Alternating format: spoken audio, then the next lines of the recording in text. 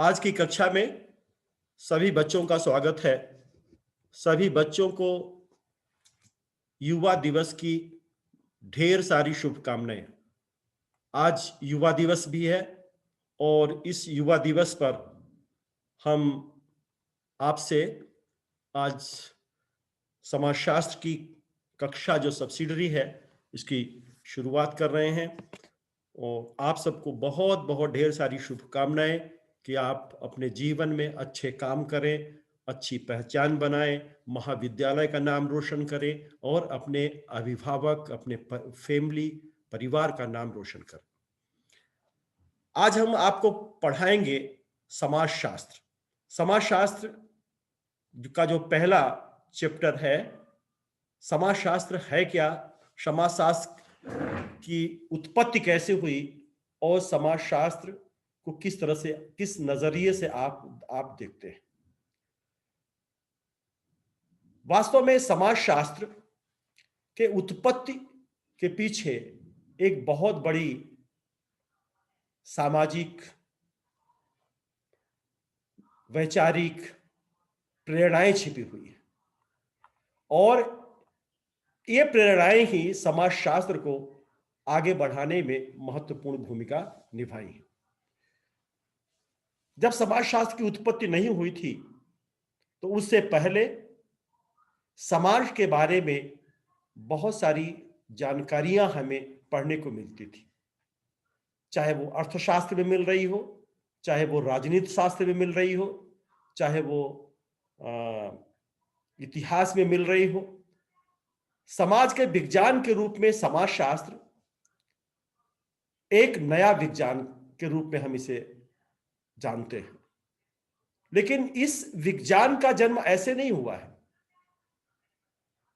भारत में सामाजिक पृष्ठभूमि और समाजशास्त्र का उदय, अगर इस पर हम बात करेंगे, आगे बात करेंगे कि अपने हिंदुस्तान में समाजशास्त्र की शुरुआत कब से हुई।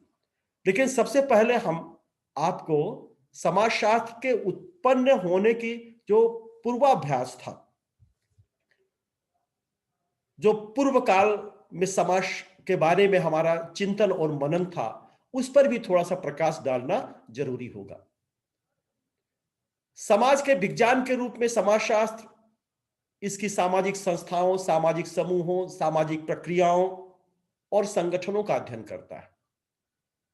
वास्तव में समाजशास्त्र का उदय पाश्चात्य समाज में सामाजिक ऐतिहासिक पृष्ठभूमि में हुआ, जिसकी स्वयं की उत्पत्ति ज्ञानोदय काल में हुई, जिसे हम इनलाइटमेंट पीरियड कहते हैं। इस काल में एक तरफ यूरोप में वैज्ञानिक एवं प्रौद्योगिक क्रांति, बौद्धिक क्रांति और वाणिज्यिक क्रांति, तो दूसरी तरफ 1789 में फ्रांसीसी क्रांति हुई।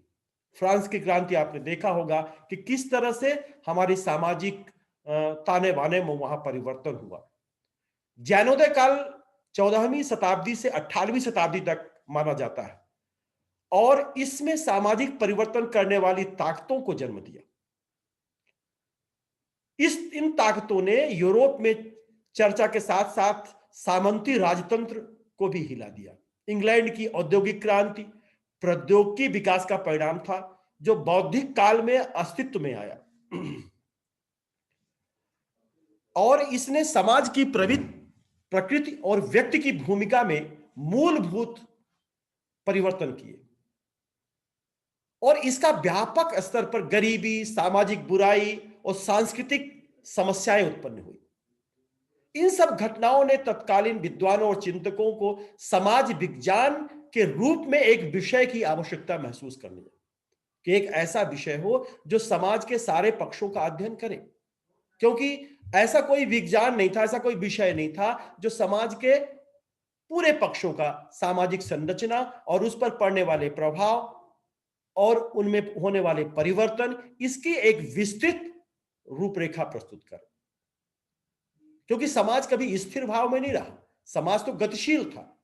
मनुष्य कभी स्टेबल नहीं रहा, स्थिर भाव नहीं रहा, मनुष्य तो गतिशील। जिस तरह से अगर हम कल्पना करें, पढ़ें कि आज प्रागैतिहासिक काल से लेकर के आज तक जो यात्रा थी मनुष्य की, उसमें कितना उतार चढ़ाव रहा, वो कभी पीछे मुड़ के नहीं देखा, बल्कि नए नए आविष्कार, नए नए उसकी आवश्यकताएं बढ़ती गई और इन आवश्यकताओं ने नए नए आविष्कारों को जन्म दिया। लेकिन ये आविष्कार सिर्फ प्रगति के गीत नहीं गाए, बल्कि बहुत सारी समस्याओं को भी उत्पन्न किया। तो इन समस्याओं को भी समझने के लिए एक ऐसे विषय की आवश्यकता थी जो कि बहुत ही गहराई, बहुत ही सरलता के साथ उन सारी समस्याओं की जड़ तक पहुंच सके। तो इन सब घटनाओं ने तत्कालीन विद्वानों और चिंतकों को समाज विज्ञान का विकास करने के लिए प्रेरित किया, जिसके माध्यम से इन घटनाओं से छुटकारा पाया जा सके, उनका हल ढूंढा जा सके, उनकी प्रकृति को समझा जा सके और गरीबी से जीवन बिताने वाले असंख्य लोगों को उससे छुटकारा दिया जा सके, उनके अंदर व्याप्त जो सामाजिक बुराइयां थी उन बुराइयों को दूर किया जा सके। सामाजिक प्रगति के अलावा इन विद्वानों ने महसूस किया कि गरीबी और इससे जुड़ी अन्य सामाजिक बुराइयां दैवी नहीं थी, बल्कि इनका मूल सामाजिक परिवर्तन की शक्तियों में नहीं था। पहले हम हर चीज को ईश्वरीय एक प्रकोप मानते थे या ईश्वरीय आशा मानते थे। हम जो है हर प्रकोप को ये देखते थे कि ये इस ईश्वर ने ऐसा किया है, क्योंकि हमारे पास उसमें जागरूकता का अभाव था और जागरूकता के अभाव ने हमें वहां तक समझने का मौका ही नहीं दिया। लेकिन जब जब जब हम मनुष्य विवेकशील हुआ, उसकी सोचने की क्षमता, उसके चिंतन और मनन की क्षमता आगे बढ़ी, तब उसने महसूस किया कि ये जो घटनाएं हैं ये नेचुरल फेनोमेना है, ये प्राकृतिक घटनाएं हैं और इन घटनाओं के मूल में कहीं ना कहीं मनुष्य ही है। और जब भी समाज में परिवर्तन होता है तो वो परिवर्तन का प्रभाव भी पड़ता है। तो इन मूल सामाजिक परिवर्तन की शक्तियों में जो देखा, वो परिवर्तन की शक्तियों ने अनेक राजतंत्र को, चाहे राजतंत्र रहा हो, चाहे वो औद्योगिक तंत्र रहा हो, चाहे वो सामाजिक तंत्र रहा हो, उसको प्रभावित किया। इंग्लैंड के औद्योगिक क्रांति को आप ले, इंग्लैंड में औद्योगिक क्रांति की शुरुआत हुई 1789 में फ्रांसीसी क्रांति हुई थी और उसी के आसपास जो है आपको इंग्लैंड में औद्योगिक क्रांति की शुरुआत हुई और इस औद्योगिक क्रांति ने एक तरह से पूरे देश में को एक नए विधा में जड़ने का प्रयास किया। क्योंकि जब हमने तकनीकी क्षेत्र में महारत हासिल कर ली, औद्योगिक क्रांति कभी स्थिर इंग्लैंड तक सिर्फ स्थापित नहीं रही, बल्कि इंग्लैंड से जहां जहां गए अंग्रेज गए, एक औपनिवेशिक राज्य की स्थापना की, वहां उस देश के आर्थिक दोहन के लिए उद्योगों के ढांचे को वहां पे खड़ा किया। तो उद्योग जब बने तो वहां भी बहुत सारी समस्याएं, बहुत सारी चीजें आ गई। तो ये सारी चीजें जो है कहीं ना कहीं एक ऐसे विषय की कल्पना के लिए, सोचने के लिए मजबूर कर दिया जो विषय समाज के सारे पक्षों का अध्ययन करे। तो हम कह सकते हैं कि समाज का विकास शक्ति के आधार पर हुआ। मुनरो कहते हैं, मुनरो एक जो चिंतक थे, उनका मानना था कि जो समाज का विकास हुआ वो शक्ति के आधार पर हुआ। मुनरो एक ऐसे समाजशास्त्री हैं जो परिवार और समाज को विकास शक्ति के आधार पर मानते हैं। और मुनरो की बात का सबसे बड़ा समर्थन वॉल्टेयर ने किया। वॉल्टेयर कहते थे कि 100 चूहों की अपेक्षा सिंह का शासन उत्तम है। एक अगर शेर मिल जाए, क्योंकि जो 100 चूहे होते हैं वो उनके मतैक मुंडे मुंडे मतैक भिन्न, जब बहुत सारे लोग होंगे तो उनके जो मत होंगे वो अलग होंगे। उनके आधार पर अगर एक ऐसा शक्तिशाली व्यक्तित्व हमारे सामने आ जाए तो निश्चित है कि वह उसकी जो थिंकिंग होगी, उसकी जो सोच होगी वो अलग होगा। वॉल्टेयर का संबंध फ्रांस की राज्य क्रांति से रहा। समाज में उस समय नवीन विचारधाराओं का जन्म होने लगा था और इस जन्म के कारण ही सामाजिक क्रांति भी हुई। उस समय के तत्कालीन जो विचारक थे, चाहे Hobbes, Leviathan, Rousseau, social contract, John Locke, two treatise of government, Plato का रिपब्लिक, अरस्तु का इथिक्स एंड पॉलिटिक्स, कौटिल्य का अर्थशास्त्र, ये जो कृतियां थी, उन्होंने समाज के लिए एक नई सोच खड़ी की। अरस्तु कहता था कि समाज क्या है? मनुष्य एक सामाजिक प्राणी है। अरस्तु ने अपने प्रसिद्ध ग्रंथ पॉलिटिक्स में प्रजा के लिए राजा को अनिवार्य अंग माना है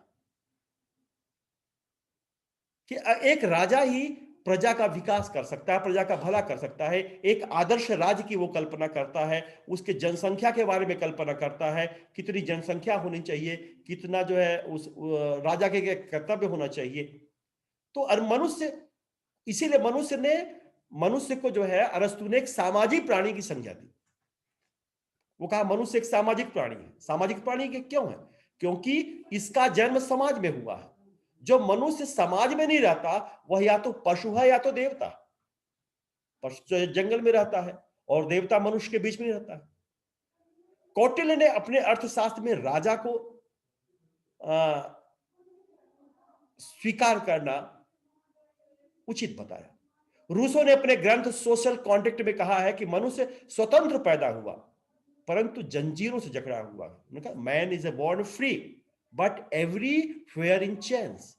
मनुष्य स्वतंत्र पैदा होता है लेकिन वो सर्वत्र जंजीरों से जकड़ा हुआ। तो ये जो सामाजिक समझौते का सिद्धांत आया, हाब्स, लॉक, रूसो, इनका भी जो है समाजशास्त्र के चिंतन, समाजशास्त्र के जन्म में महत्वपूर्ण भूमिका निभाई। तो समाजशास्त्र का विकास अगर हम उद्भव करें तो उसमें फ्रांस की राज्य क्रांति 1789 और इंग्लैंड का औद्योगिकरण 1800 ईस्वी, यूरोप में साम्यवाद साम्राज्य का पतन, ये जो बहुत महत्वपूर्ण चीजें थी जो कि समाजशास्त्र के जन्म के लिए भूमिका लगाई। इन क्रांतियों के फलस्वरूप समाजशास्त्र विषय का जन्म हुआ। समाजशास्त्र के विचारकों को अगर हम देखें तो चाहे जो हमारे प्राचीन विचारक थे जिन्होंने, जब समाजशास्त्र का गठन नहीं हुआ था या समाजशास्त्र का जन्म नहीं हुआ था, तो उसमें अरस्तु, प्लेटो, सेंट साइमन ऑगस्ट कॉम्टे के गुरु थे।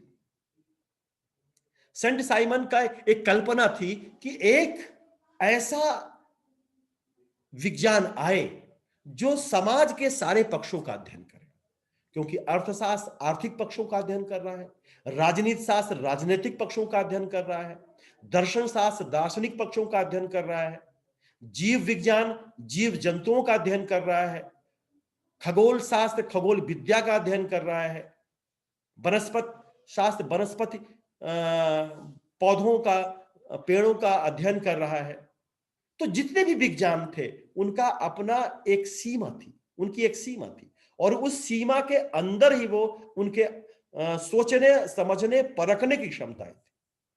लेकिन एक ऐसा विज्ञान है, सेंट साइमन की कल्पना थी कि एक ऐसा विज्ञान है जो विज्ञान इन सबको समेटे हुए चले, क्योंकि मनुष्य जब आ जाएगा, मनुष्य समाज में रहता है तो मनुष्य का एक तरह से एक इंटीग्रेटेड एनिमल कहते हैं। एक ऐसा मनुष्य एक ऐसा प्राणी है जो इन सबको समेट करके चलता है। उसको पेड़ पौधों की भी जरूरत है, जीव जंतुओं की भी जरूरत है, देवता दार्शनिक पक्षों की भी जरूरत है, राजनीतिक पक्षों की भी जरूरत है, आर्थिक पक्षों को भी जरूरत है। तो एक ऐसा विज्ञान है जो इन सारे विज्ञानों को सारे को समेट करके चले। तो और इसी चिंतन मनन की प्रक्रिया में जो सेंट साइमन के एक शिष्य थे वो थे ऑगस्ट कॉम्टे।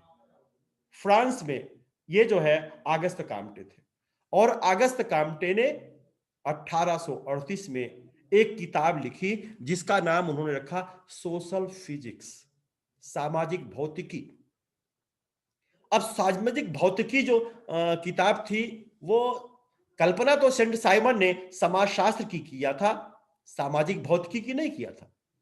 लेकिन ऑगस्ट कॉम्टे ने सामाजिक भौतिकी उस किताब का नाम दिया, उसको लिखा, लेकिन वो इससे ज्यादा प्रभावित नहीं हुए क्योंकि उसी समय बेल्जियम में एक प्रोफेसर थे जो कि अपने कई लेखों में सोशल फिजिक्स के कई बार उन्होंने इसका जिक्र किया था।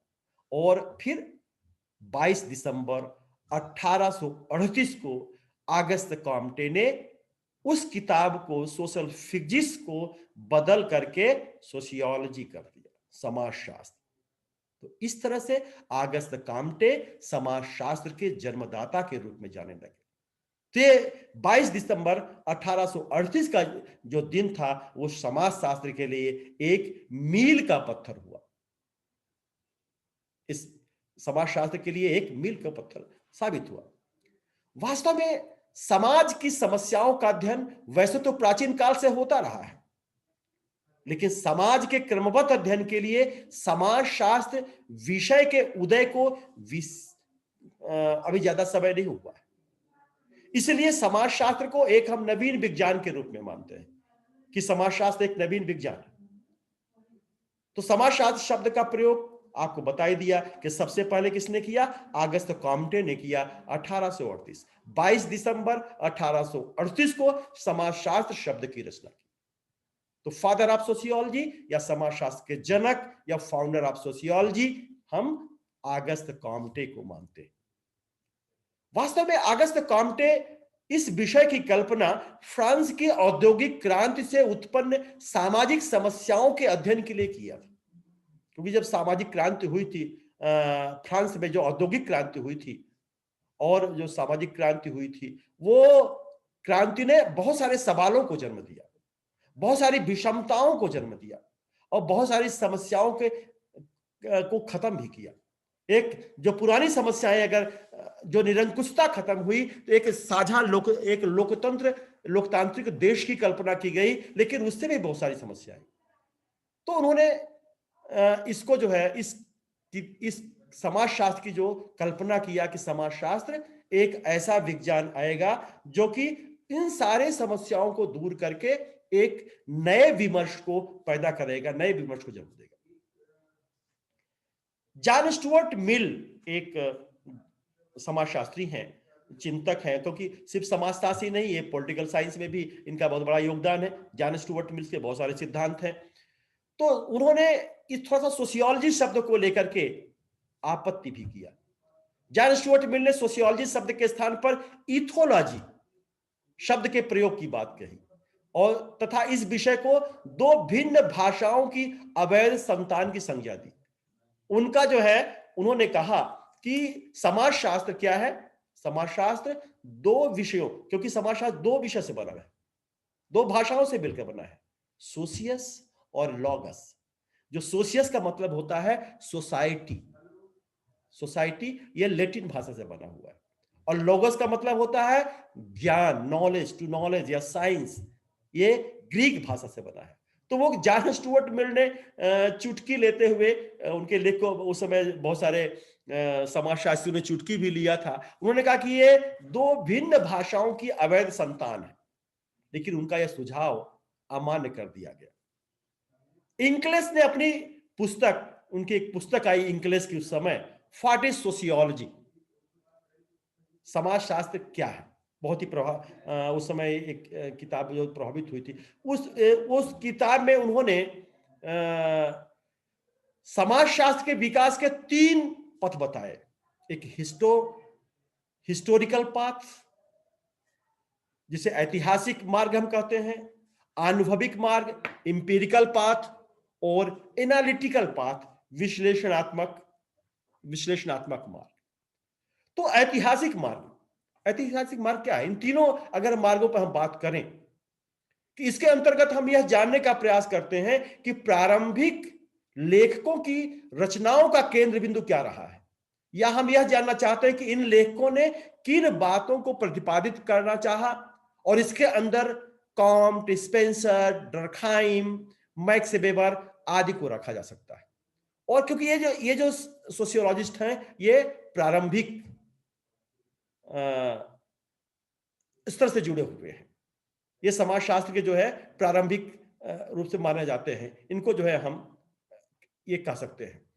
तो आगे हम सोशियोलॉजी के परिभाषा, सोशियोलॉजी क्या है इसकी बात करेंगे, लेकिन इन तीनों पथों को जानना बहुत जरूरी होता है।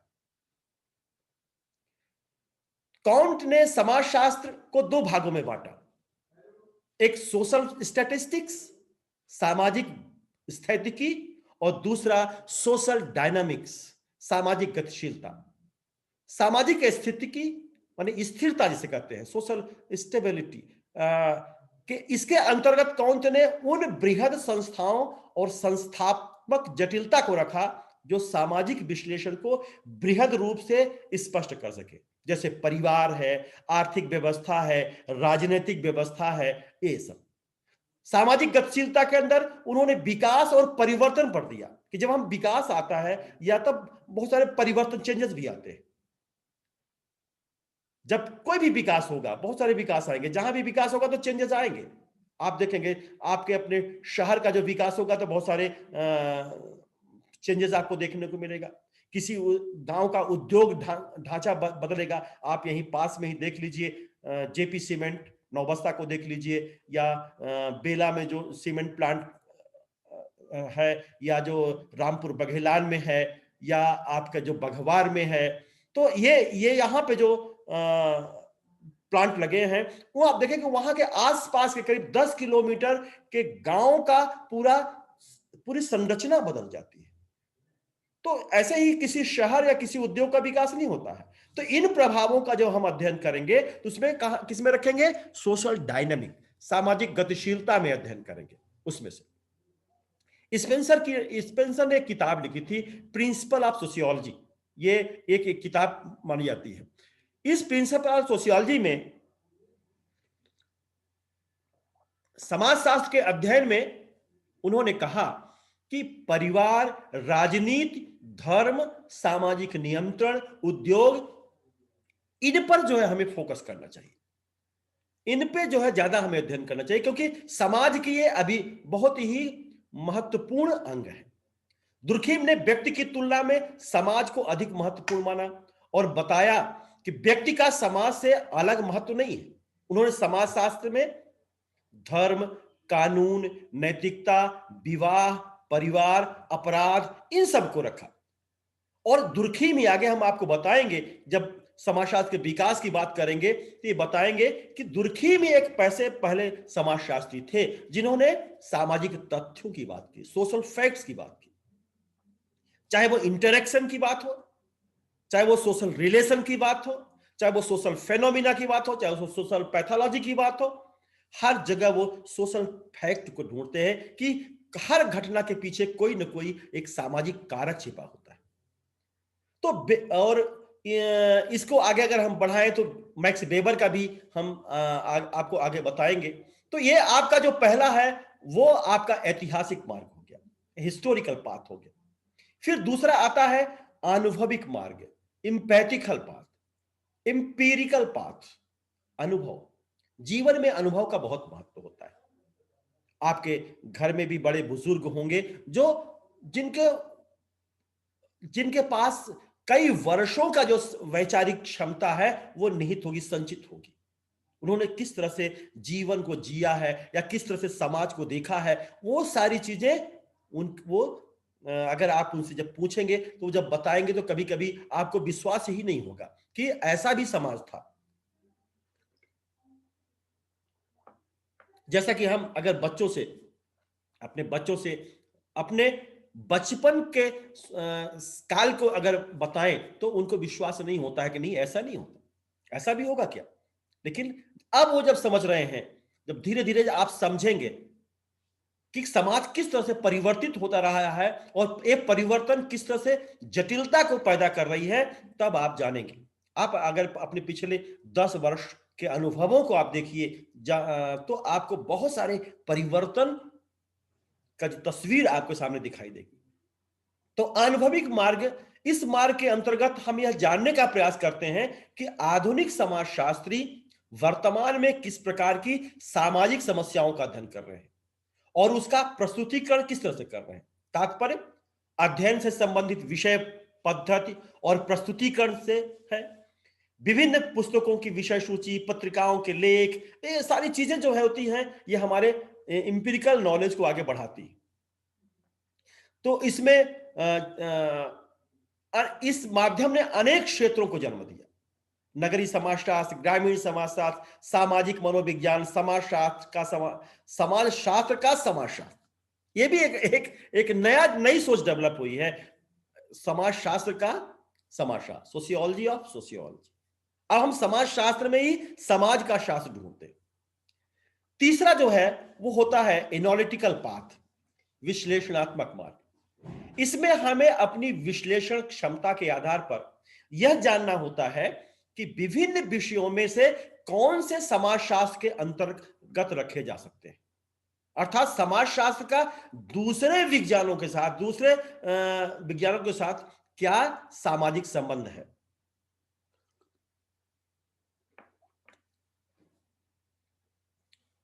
ऐसे कौन से विषय हैं जो समाजशास्त्र से इंटरलिंकिंग है, जो जुड़े हुए हैं। बहुत से लोग सामाजिक कार्य, समाज सुधार आदि को भी समाजशास्त्र का अंग मान लेते हैं। गांधी, विवेकानंद आदि समाज सुधारक थे, समाजशास्त्री नहीं थे, ऐसा लोग कहते हैं। लेकिन उनके जो समाज के लिए जो सोच थी, जो समाज के लिए सोचे, वो सामाजिक समाजशास्त्री, वो समाजशास्त्री हम उसको मानते। जिसके अंदर थोड़ा बहुत भी समाज के विकास के लिए उसकी सोच है, उसके अंदर वैचारिकता है, तो हम उसको समाजशास्त्री मानेंगे। कोई जरूरी नहीं है कि जिसने सिद्धांतों को जन्म दिया है वही सब समाजशास्त्री है। तो समाजशास्त्र की विषय वस्तु में उन्हीं विषयों को शामिल किया जा सकता है जिनसे कि विभिन्न विषयों की विषय वस्तु का स्पष्ट निरूपण होता है। वास्तव में विभिन्न विषयों में सिर्फ दृष्टिकोण का अंतर होता है। जब हम समाजशास्त्र में किसी दूसरे की बात करते हैं, दूसरे विषय को जोड़ते हैं, तो हमें बहुत सारी चीजें दिखाई देती हैं। अगर हमें ऐतिहासिक घटनाओं का अध्ययन करना है तो हमें इतिहास को पढ़ना होगा। हमें अगर राजनीतिक घटनाओं का अध्ययन करना है, राजनीतिक सोच को अध्ययन करना है, तो हमें राजनीति शास्त्र भी पढ़ना होगा। अगर हमें आर्थिक क्रियाओं को जानना है तो इनको भी पढ़ना पड़ेगा। तो इस तरह से समाजशास्त्र दूसरे विज्ञानों के साथ एक इंटरलिंकिंग, अंतर संबंधित रूप से जुड़ा हुआ है। तो ये कुछ समाजशास्त्र की जो धारणाएं थी, समाजशास्त्र के प्रति धारणाएं थी, जो एक दृष्टिकोण था, जो आगे चल करके और अनेक उपागमों में विभाजित हुआ। अब हम बात करेंगे आपके समाजशास्त्र को विभिन्न लेखकों ने, विभिन्न समाजशास्त्रियों ने, विभिन्न विचारकों ने समाजशास्त्र को किस नजरिए से देखा है। कल भी जैसे हमने बताया था कि समाजशास्त्र को विज्ञान के रूप में भी देखा है, समाजशास्त्र को सामाजिक व्यवस्था के रूप में भी देखा है, समाजशास्त्र को सामाजिक प्रगति के रूप में भी देखा है, समाज शास्त्र को सामाजिक विकास के रूप में देखा है, सामाजिक व्याधिकी के रूप में भी अध्ययन करने का एक महत्वपूर्ण विषय माना है। तो अलग अलग चश्मे से इन सब ने समाजशास्त्र को देखा है। एक बार्ड है, वार्ड, वो कहते हैं sociology is the science of society. समाजशास्त्र समाज का विज्ञान, साइंस ऑफ द सोसाइटी, या उसको और कहते हैं कि साइंस ऑफ द सोसाइटी और ऑफ सोशल फिनोमिना, सामाजिक घटनाओं का विज्ञान। समाजशास्त्र समाज का विज्ञान है, माने वो समाज का अध्ययन करता है। हम दूसरे चीजों का अध्ययन नहीं करेंगे। समाज में क्या हो रहा है, समाज का जो फ्लक्चुएशन है, जो समाज का उतार चढ़ाव है, समाज की जो गति है, समाज में जो विकास हो रहा है और इस विकास के कारण जो समस्याएं उत्पन्न हुई है या जो गतिशीलता बढ़ी है, दोनों चीजों को हम अध्ययन करेंगे। मोबिलिटी का भी अध्ययन करेंगे और गतिशीलता, प्रगति का भी अध्ययन करेंगे और समस्याओं का भी अध्ययन करेंगे। तो समाजशास्त्र, वार्ड बहुत ही संक्षिप्त शब्दों में कहते हैं कि समाजशास्त्र समाज का विज्ञान।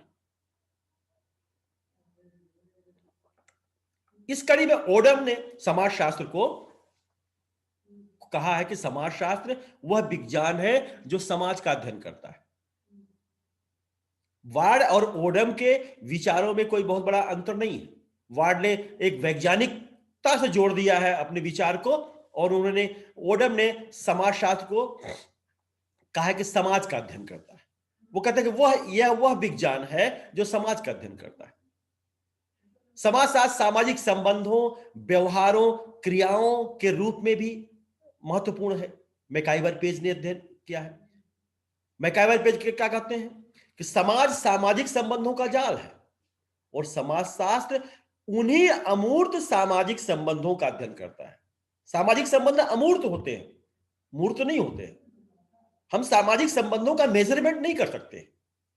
पिता और पुत्र के बीच में कितना संबंध है, वो सिर्फ एक उसकी फीलिंग महसूस की जा सकती है। माँ और बेटी के बीच में या भाई और बहन के बीच में कितना आत्मीय संबंध है, उसको महसूस किया जा सकता है। उसका मेजरमेंट नहीं कर सकता कि ये भाई और बहन के बीच में 1 क्विंटल का सामाजिक संबंध पाया जा रहा है। हम ऐसा मेजरमेंट नहीं कर सकते। कुछ ऐसी चीजें होती हैं जो हमारी भावनाओं से जुड़ी होती हैं और मनुष्य के अंदर भावनाओं का होना बहुत जरूरी होता है। अगर भावनाएं मर जाएंगी, भावनाएं नहीं होंगी, तो फिर हम मनुष्य नहीं रहेंगे, फिर जड़ हो जाएंगे, जड़ता आ जाएगी। तो मैकाइवर पेज कहते हैं कि समाज क्या है? सामाजिक संबंधों का जाल है। आपने देखा होगा कि जिस तरह से मछली पकड़ने वाला जाल होता है, या फुटबॉल खेल रहे हैं या वॉलीबॉल खेल रहे हैं, तो उसमें जो नेट लगता है, एक तंतु दूसरे तंतु से इस तरह से जुड़ा होता है कि पूरे संरचना को वो खड़ा करता है। अगर एक तंतु कहीं बीच से टूट जाए तो आप देखते हैं कि पूरा का पूरा नेट, पूरा का पूरा जाल प्रभावित होता है। तो कहते हैं कि मैकाइवर पेज कहते हैं कि इसी तरह से समाज भी है। मनुष्य उस जाल की एक कड़ी होता है। बहुत सारे संबंध होते हैं। संबंधों का जो प्रकृति होती है वो अथाह है। कहीं हम बहुत ही घनिष्ठ संबंध से जुड़े होते हैं, कहीं बहुत ही अनौपचारिक संबंध से जुड़े होते हैं, माने फॉर्मल और इनफॉर्मल, औपचारिक अनौपचारिक दोनों संबंध पाए जाते हैं। घनिष्ठता भी पाई जाती है, और एक तरह से एक जो अनौपचारिक संबंध होते हैं जहां रक्त संबंध नहीं होते हैं, एक फॉर्मेलिटी होती है, वो भी संबंध पाए जाते हैं, लेकिन वहां भी भावनाएं जुड़ी होती है। और जब एक दूसरे के साथ हम सब मिलते हैं, यही सारे संबंध, तो एक बृहद जाल का निर्माण करते हैं। तो समाजशास्त्र क्या है? सामाजिक संबंधों का जाल है। Society is a network of social relationship. एक नेटवर्क होता है, और इस नेटवर्क की जो अध्ययन करता है वो क्या कहता है? समाजशास्त्र है। वही समाजशास्त्र। मैक्स वेबर कहते हैं कि समाजशास्त्र वह विज्ञान है जो सामाजिक क्रिया का विश्लेषणात्मक अध्ययन करता है। सोशल एक्शन की बात। सामाजिक क्रिया क्या है? सामाजिक क्रिया वो होती है जो जब मनुष्य सामाजिक मान्यताओं के अनुसार, सामाजिक मानकों के अनुसार व्यवहार करता है, एक दूसरे के साथ इंटरेक्शन करता है, तो वही सामाजिक क्रिया होती है। ये मानक हो सकते हैं, हमारे प्रथाएं हो सकती हैं, हमारी परंपराएं हो सकती हैं, हमारे मूल्य हो सकते हैं, और इनसे हर मनुष्य जुड़ा होता है, इनसे हम जुड़े होते हैं।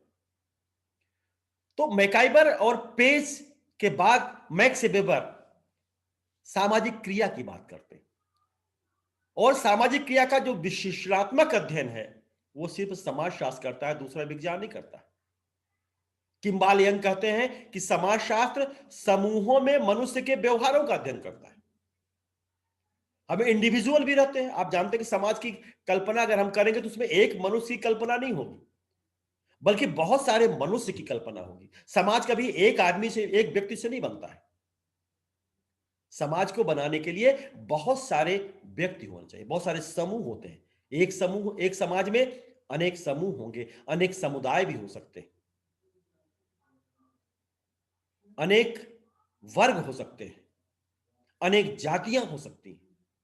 ये सब मिलकर के समाज का निर्माण करते हैं, लेकिन इन सब की जो केंद्रीय इकाई होता है वो कौन होता है? मनुष्य होता है। मनुष्य से ही इन सारी चीजों का निर्माण होता है।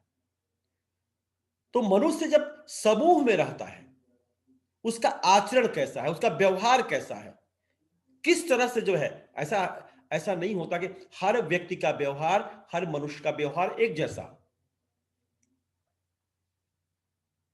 उसमें भी जो है अलग अलग होंगे व्यवहार। उन्हीं व्यवहारों का अध्ययन कौन करता है? समाजशास्त्र करता है।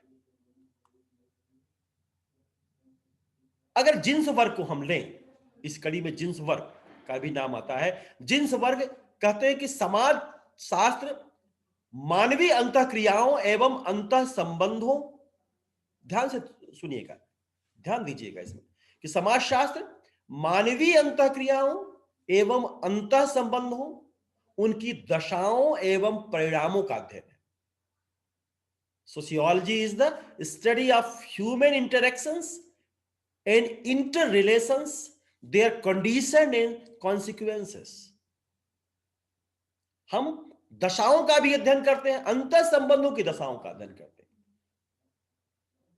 हमारे एक मनुष्य का दूसरे मनुष्य के बीच जो संबंध, सामाजिक संबंध बन रहे हैं, वो क्या कारण है, उन कारणों का भी अध्ययन करते हैं। कभी कभी आप देखते हैं कि दो व्यक्तियों के बीच में बहुत प्रगाढ़ दोस्ती है, बहुत प्रगाढ़ संबंध है। दो लड़कियों के बीच में जो कहते पक्की सहेली है, बहुत ही खास फ्रेंड है उनकी। तो आखिर क्या है ये, इसका कारण क्या है? हम किस तरह से अपने परिवार से अंतर संबंध से जुड़े हुए हैं, किस तरह से अपने गांव के लोगों के अंतर संबंध से जुड़े हुए हैं, उन संबंधों, उन अंतःक्रियाओं का अध्ययन भी समाजशास्त्र करता है। पार्क और बर्जिस, इस कड़ी में पार्क और बर्जिस का मानना है कि समाजशास्त्र सामूहिक व्यवहार का विज्ञान है। Sociology is the science of collective behaviour. वो कलेक्टिव, सिंगल बिहेवियर की बात नहीं कर रहे हैं, कलेक्टिव बिहेवियर की बात कर रहे हैं। कलेक्टिव बिहेवियर की इसलिए बात कर रहे हैं कि हम समाज का अध्ययन कर रहे हैं और समाज में कलेक्टिव बिहेवियर बहुत जरूरी होता है। अगर अलग अलग ढांचे में हम समाज में बट जाएंगे तो वो समाज बहुत दिनों तक गतिशील नहीं होगा, वो समाज में जड़ता आ जाएगी। लेकिन अगर सामूहिकता है, कलेक्टिव बिहेवियर है हमारे अंदर, तो निश्चित है हम समाजशास्त्र को बहुत आगे, समाज को बहुत आगे ले जा सकते हैं। तो वो कलेक्टिव बिहेवियर कहते हैं। दरखाइम, इस कड़ी में दरखाइम को हम नहीं भूलेंगे। दरखाइम का मानना है कि समाजशास्त्र क्या है? समाजशास्त्र संस्थाओं का विज्ञान है। Sociology is the science of institutions. समाज का जो निर्माण होता है, बहुत सारी संस्थाएं, फैमिली भी, परिवार भी है, नातेदारी भी है, विवाह भी है, धर्म भी है, संस्कृति भी है। तो हम एक एक संस्था नहीं, बहुत सारी संस्थाएं होती हैं और इन सारी संस्थाओं का अध्ययन समाजशास्त्र करता है। सोरोकिन का मानना है कि समाजशास्त्र सामाजिक सांस्कृतिक घटनाओं के सामान्य स्वरूपों, प्ररूपों एवं अनेक प्रकार के अंतः संबंधों का विज्ञान है। तो इस तरह से हम देखते हैं कि विभिन्न समाजशास्त्रियों ने समाजशास्त्र को अलग अलग नजरिए से देखा है। कोई समाजशास्त्र को एक विज्ञान के रूप में परिभाषित कर रहा है, कोई समाजशास्त्र को सामाजिक संबंधों, व्यवहारों, क्रियाओं के रूप में परिभाषित कर रहा है, कोई समाजशास्त्र को एक सामान्य विज्ञान के रूप में परिभाषित कर रहा है, और कोई समाजशास्त्र को संस्थाओं, समूहों के अध्ययन के रूप में परिभाषित कर रहा है। इनके अलावा भी बहुत सारी परिभाषाएं समाजशास्त्र की दी गई हैं। जॉनसन कहते हैं समाजशास्त्र समूहों का विज्ञान है। मतलब समाजशास्त्र एक विज्ञान है जो सामाजिक समूहों का अध्ययन करता है, विशेषकर उनकी आंतरिक आकृति या व्यवस्था की विधियों, प्रक्रियाओं, जो व्यवस्था के उन रूपों को बनाए रखती हैं या उनमें परिवर्तन लाने का प्रयास करती हैं, तथा उनके बीच, समूहों के बीच के संबंधों को व्यवस्था बनाए रखने के लिए भी जरूरी होते हैं।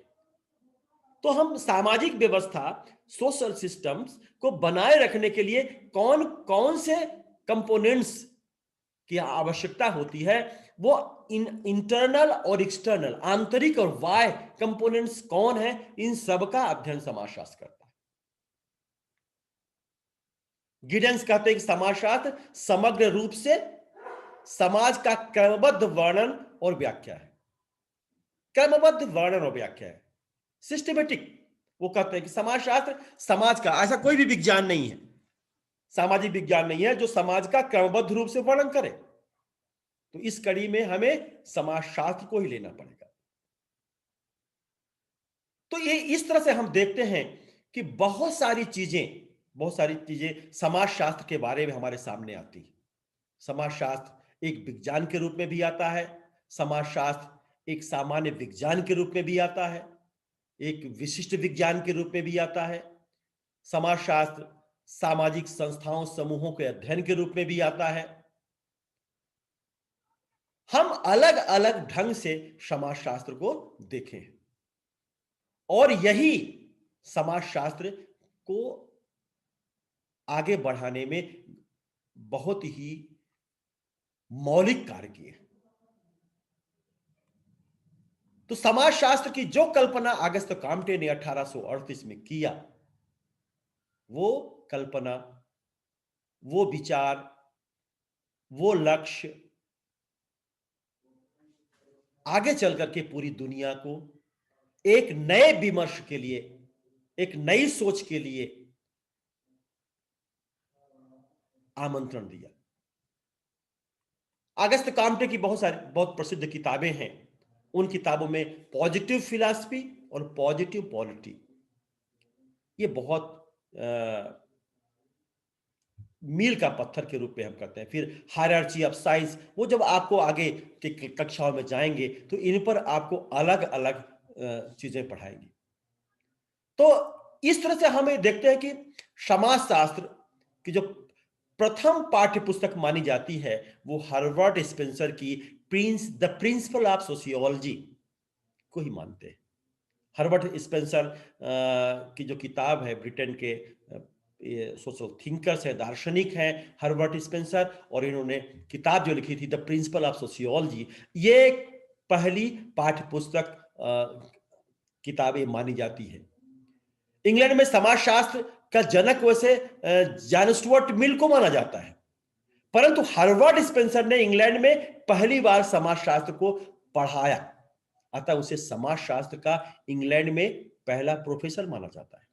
तो जब हम समाजशास्त्र की विकास यात्रा की बात करेंगे कि समाजशास्त्र का कैसे विकास हुआ, हर्बर्ट स्पेंसर ने समाजशास्त्र का नाम इथोलॉजी से बदलकर सोजियोलॉजी भी किया था, तो लेकिन वो सोशियोलॉजी ही ये माना गया।